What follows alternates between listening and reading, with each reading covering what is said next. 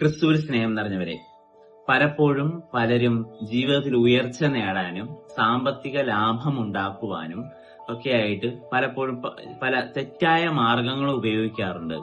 ചിലരെങ്കിലുമൊക്കെ ചില ദുർമന്ത്രവാദത്തിലേക്കും അല്ലെങ്കിൽ സാത്താൻ സേവയിലേക്കും ഒക്കെ പോകാറുണ്ട്.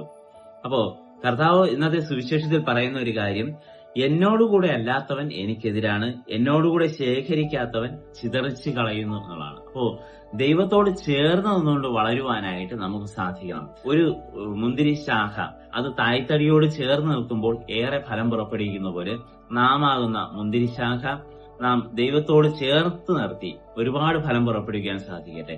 അല്ലാതെ മറ്റ് ദുർമാർഗങ്ങളിലേക്ക് നമ്മൾ തിരിയാതിരിക്കട്ടെ.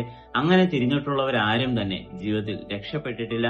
ഒത്തിരിയേറെ പ്രശ്നങ്ങളിലേക്കാണ് അവർ പോയത്. അതായത് ദാഹിക്കുന്ന ഒരുവൻ ഉപ്പുവെള്ളം കുടിച്ച് ദാഹം അകറ്റാമെന്ന് വിചാരിക്കുന്നത് പോലെ അവൻ വീണ്ടും വീണ്ടും ദാഹത്തിലേക്ക് തന്നെ കടന്നുപോകും. അതുപോലെ തന്നെയാണ് ഒരു പ്രശ്നത്തിൽ നിന്ന് കരകയറാനായിട്ട് സാത്താനെ കൂട്ടുപിടിക്കുന്നവർ, അവരെല്ലാവരും ചിതറിച്ച് കളയപ്പെടും എന്ന് തന്നെയാണ് കർത്താവ് ഇന്നത്തെ സുവിശേഷത്തിൽ പറയുന്നത്. അതുകൊണ്ട് കർത്താവിന്റെ കരം പിടിച്ച് ഈ നോമ്പുകാലത്ത് മുന്നോട്ട് പോകാം. എല്ലാ വിജയവും കർത്താവിലൂടെ നമുക്ക് നേടിയെടുക്കാനും സാധിക്കട്ടെ.